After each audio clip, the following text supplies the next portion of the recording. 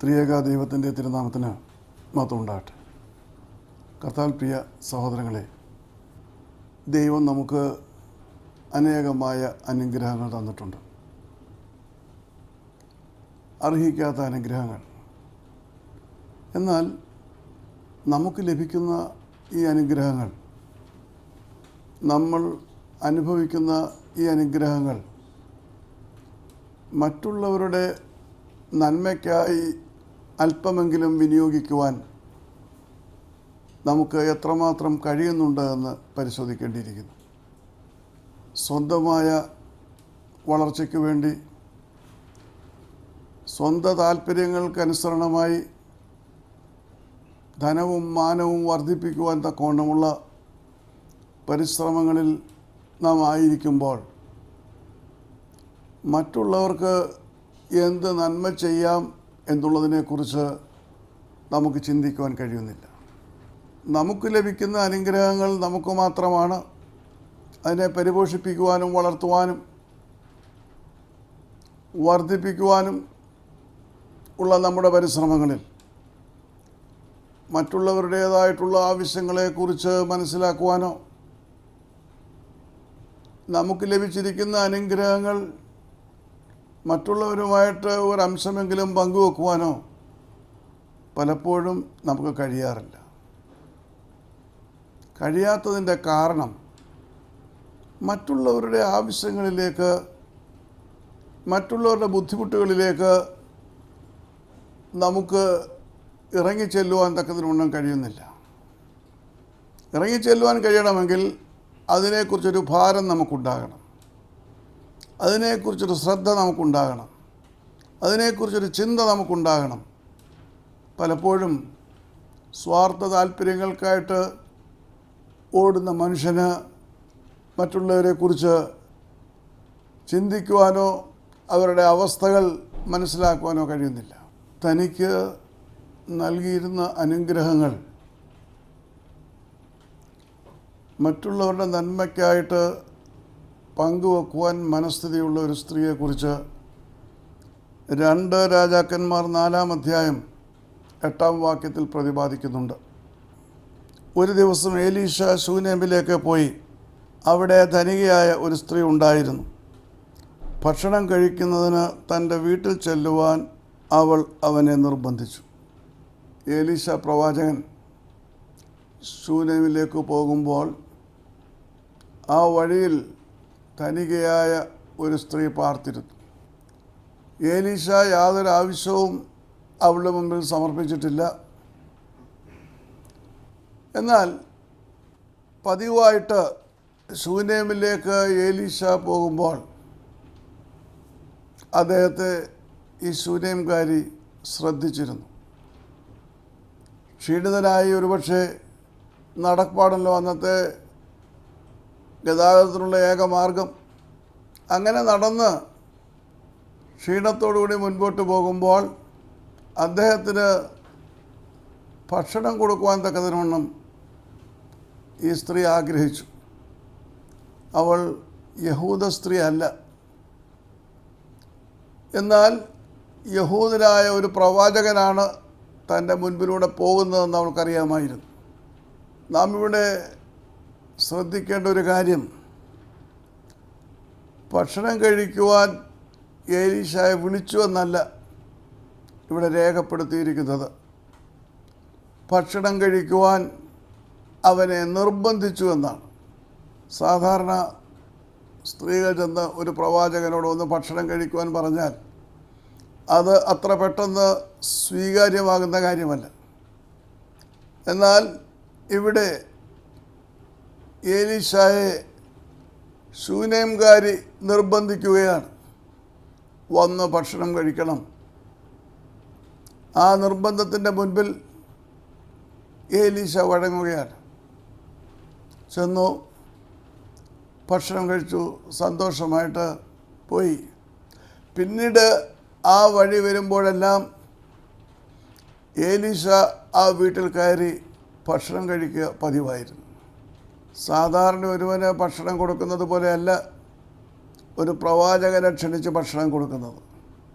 അതിന് മുന്നൊരുക്കമൊക്കെയും ആവശ്യമുണ്ട്. എന്നാൽ അങ്ങനെയുള്ള എല്ലാവിധമായ സംവിധാനങ്ങളും ഒരുക്കിക്കൊണ്ടാണ് എലീശയെ ഈ സ്ത്രീ ഭക്ഷണത്തിനായി ക്ഷണിക്കുന്നത്. പിന്നീട് അതൊരു പതിവായി. അല്പം കഴിഞ്ഞപ്പോൾ ഈ സ്ത്രീ അവളുടെ ഭർത്താവിനോട് പറഞ്ഞു, 9-ാം വാക്യത്തിൽ നമുക്കത് കാണുവാനായിട്ട് കഴിയും. നമ്മുടെ വഴിയിലൂടെ സാധാരണയായി കടന്നു പോകുന്ന ഇയാൾ വിശുദ്ധനായ ഒരു ദൈവപുരുഷനാകുന്നുവെന്ന് ഞാൻ മനസ്സിലാക്കുന്നു. നമുക്ക് ചുവരോട് ചേർന്ന് ചെറിയൊരു മാളിക മുറി പണിത് അതിലവന് ഒരു കട്ടിലും ഒരു മേശയും ഒരു കസേരയും ഒരു നിലവിളക്കും വയ്ക്കാം. അവൻ നമ്മുടെ അടുക്കൽ വരുമ്പോഴെല്ലാം അവിടെ കയറി പാർക്കാമല്ലോ. സാധാരണയായി ആ വഴി കടന്നു പോകുന്ന എലീശ പ്രവാചകൻ ഒരു ദൈവപുരുഷനാണെന്ന് അവിടെയുള്ളവരാരും പറയുന്നില്ല, മനസ്സിലാക്കുന്നില്ല. You see, when God gives us many blessings, rarely we think about sharing those blessings with others. Rarely do we think about helping people who are in poverty, in distress. We always are bothered about enlarging our own wealth and prosperity. We are always bothered about thoughts as to how we can increase our riches. We have little or no time to think about the people, the helpless people around us, because all our thoughts and efforts are for the welfare of our own people and our own property and our own prosperity. We don't have time to bother about the problems of others. We don't have time to see or go into the details of the poverty of others. We are not bothered about the problems people face in their day-to-day lives. So, we have no time to share our blessings with anybody. In 2 Kings chapter 4 verse 8, we find a Shunammite, a woman, who is prepared to share a part of her blessings for a man who is walking that way to Shunem. It's not a big thing. Does Prophet Elisha walked into Shunem, and this woman prepares food for him and invites him. It's not a simple invitation. She was forcing him and requesting him again and again to come and have food. And finally, the prophet goes and takes food from her house. Then it became a custom. Whenever Elisha was going through that way, he would go into the house of the Shunammite and have food. See, giving food may not be a big thing. But here we have to notice a couple of things. Elisha is a Jewish prophet. The Shunammite is away from the Jewish religion. And we must understand that there was no conversation between Elijah or this woman before. Elijah had not asked her for any food, and for that matter, anything at all. He used to walk that way, that's it.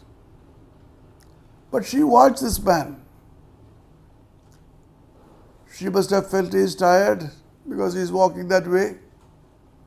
So he invites him and requests him again and again and again to have food from her house. And finally, Elijah agrees that way. We find a serving food for him. And whenever Elijah came that way, he used to go to the Shunammite's house and have food there. Days went by. Then one day, this lady, she was immensely rich, she told her husband, I see the person who is going through this way to Shunem is a man of God. And why not we build him a small room? And the husband agreed. അതിൻ്റെ 9-ാമത്തെ വാക്യത്തിൽ പറയുകയാണ്, ഇവിടെ കൂടെ പോകുന്ന ഈ മനുഷ്യനൊരു ദൈവപുരുഷനെന്ന് ഞാൻ കാണും. ശൂനേമിൽ അനേക മനുഷ്യർ പാർത്തിരുന്നു. പക്ഷേ ഈ കടന്നു പോകുന്ന മനുഷ്യൻ ഒരു ദൈവപുരുഷനാണെന്ന് മനസ്സിലാക്കിയത് ഒരു സ്ത്രീ മാത്രമാണ്, ധനികയായ സ്ത്രീ. അവൾക്കത് മനസ്സിലാക്കേണ്ട കാര്യമില്ല. പക്ഷേ അവൾ ആ വ്യക്തിയെ ശ്രദ്ധിച്ചപ്പോഴാണ് അദ്ദേഹത്തിന് ക്ഷീണമുണ്ട്, അദ്ദേഹത്തിനൊരു വിശ്രമമുണ്ടെങ്കിൽ നല്ലതാണ് എന്ന് തോന്നിയത്. അവൾ അതിന് നഷ്ടം സഹിക്കുവാൻ തയ്യാറായി. ഭക്ഷണം കൊടുക്കുന്നത് പോലെയല്ല ഒരു മുറി പണിയുന്നത്, ഒരു മാളിക മുറിയാണ്. അവൾ മുറി പണിയുവാൻ തക്കതിനോണം അവളുടെ ഭർത്താവിനോട് ചോദിക്കുമ്പോൾ അദ്ദേഹം അത് സമ്മതിക്കുകയാണ്. അങ്ങനെ ഏലീശായ്ക്ക് പാർക്കുവാൻ ഒരു മുറി ആ സ്ത്രീ പണിയിക്കുന്നു. പണിയിക്കാൻ മാത്രമല്ല, അതിനു വേണ്ടുന്ന എല്ലാവിധമായ ഫേർണിച്ചറും അവൾ ഒരുക്കുകയാണ്. കട്ടിൽ, കസേര, മേശ, നിലവിളക്ക്. She builds a room and provides it with oriental furniture. These are the basic needs of furniture in those times. So we find that she was prepared to suffer the expenditure. She was prepared to spend the money so that the stay of Elijah is comfortable. She knew that he is a man of God, and she wanted him to be respected that way. There were so many staying in Shunem, but none of them bothered to think about Elijah. They just, he's a prophet of God, baby. Nobody bothers about him. But here is one person who really bothered about the welfare of the prophet of God. And we find Elijah coming to stay in that room.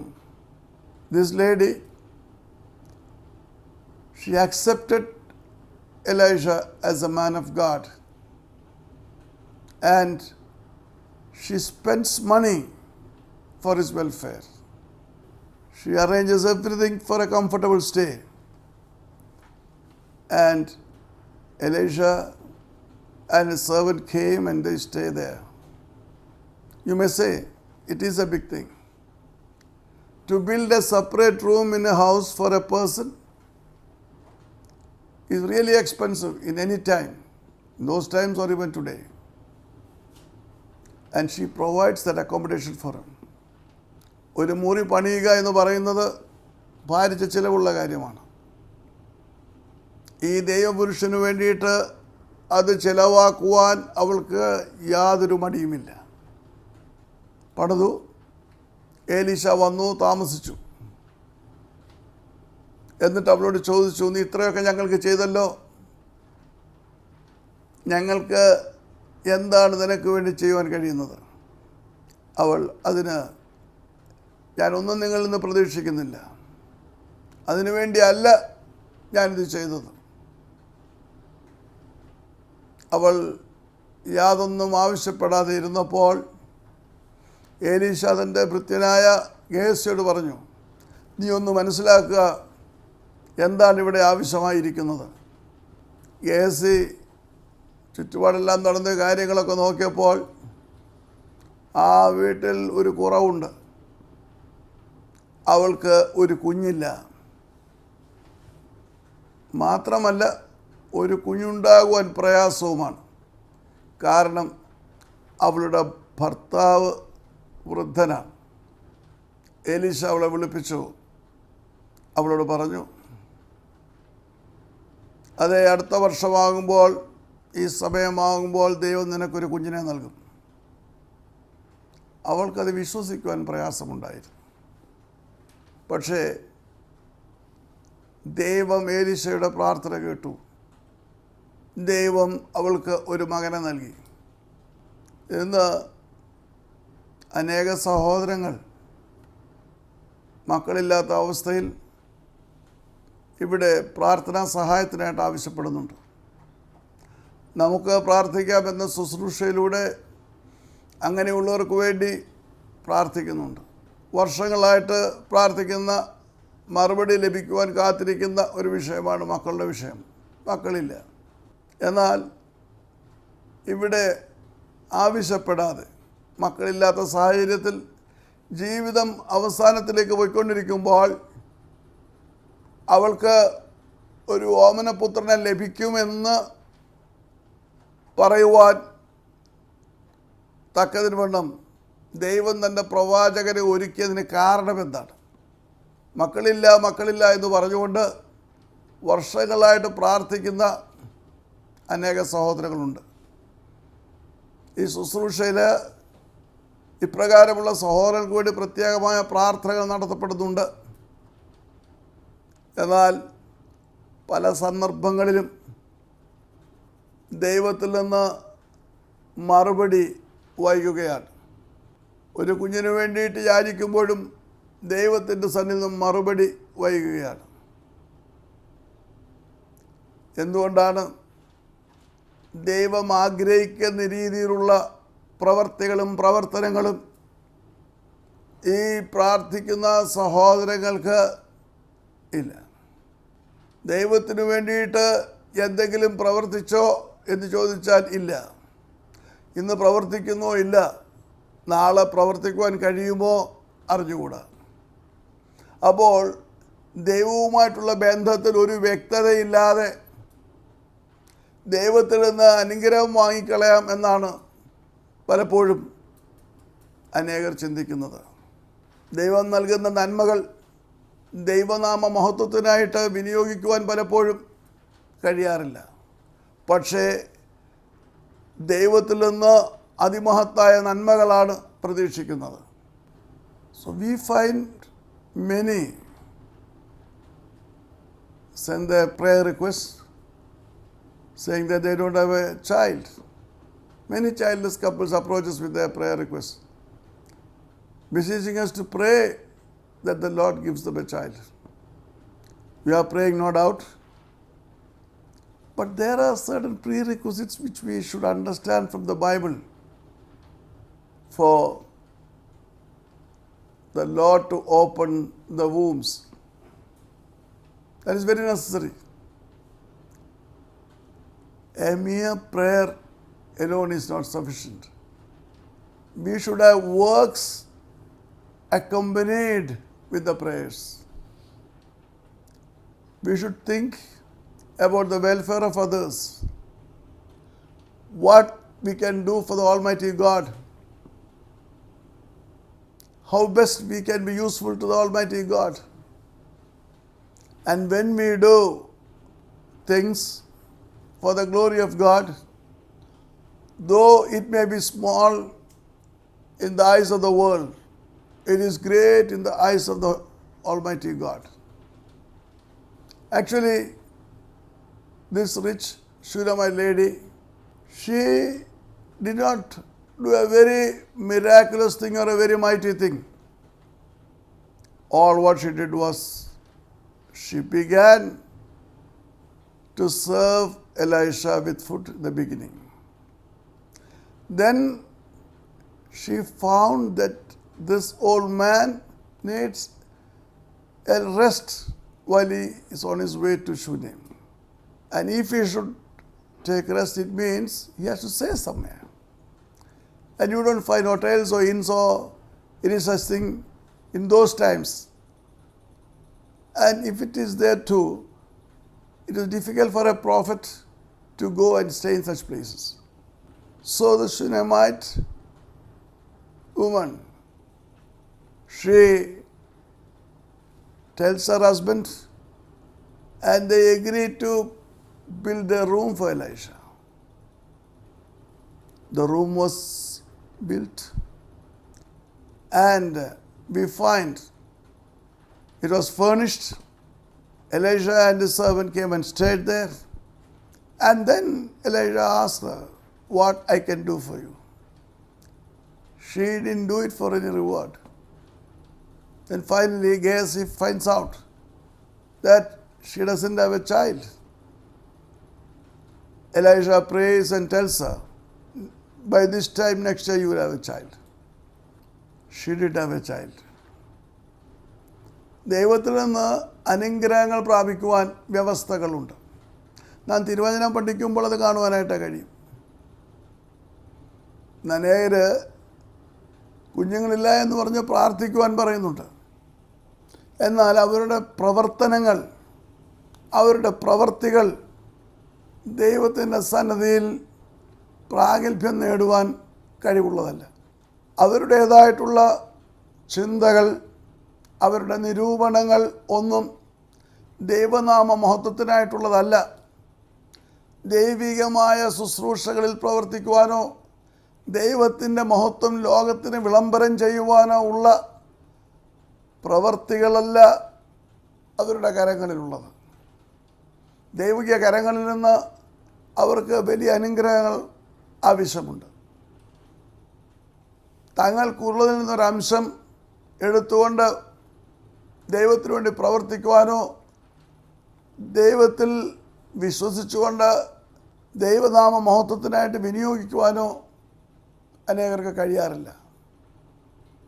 പക്ഷേ അവർ പ്രാർത്ഥിക്കുന്നുണ്ട്, ഒരു കുഞ്ഞിനെ ആവശ്യമാണ്.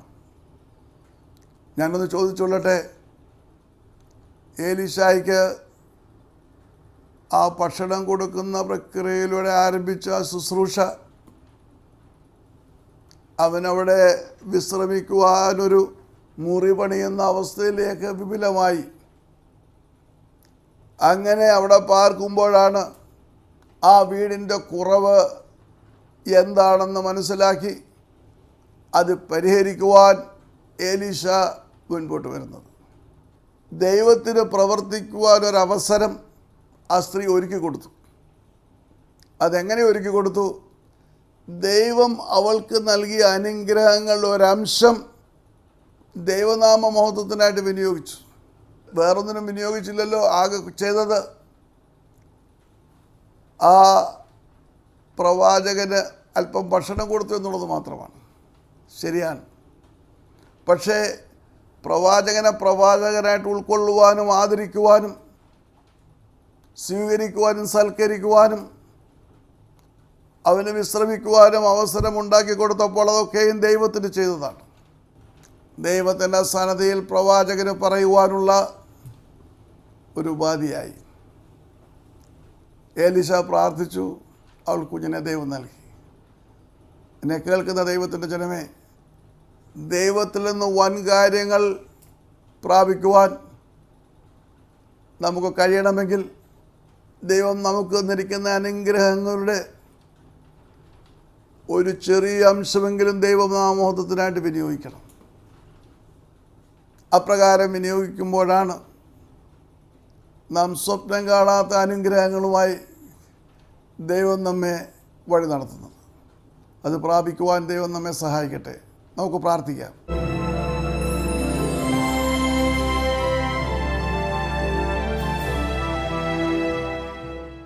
സ്നേഹിതയായ ഞങ്ങളുടെ സ്വർഗ്ഗസ്ഥ പിതാവും ദൈവമേ, അശ്വനകാരിയെപ്പോലെ കർത്താവെ ഞങ്ങൾക്കുള്ള അനുഗ്രഹങ്ങളൊക്കെയും മറ്റുള്ളവരായി പങ്കുവെക്കുവാനും അങ്ങനെ ഞങ്ങളുടേതായിട്ടുള്ള ആവശ്യങ്ങൾക്കും ലോകത്തിനും മറുപടി നൽകാൻ കഴിയാത്ത പ്രയാസ പ്രശ്നങ്ങൾക്കും മറുപടി ലഭിച്ച് മുൻപോട്ട് പോകുവാൻ തക്കോണം ഈ വചനം കേട്ട ഓരോരുത്തരെയും സഹായിക്കണമെന്ന് യേശുനാഥൻ അപേക്ഷിക്കുന്നു. കൃപയുടെ കേൾക്കുമാറാണമേ.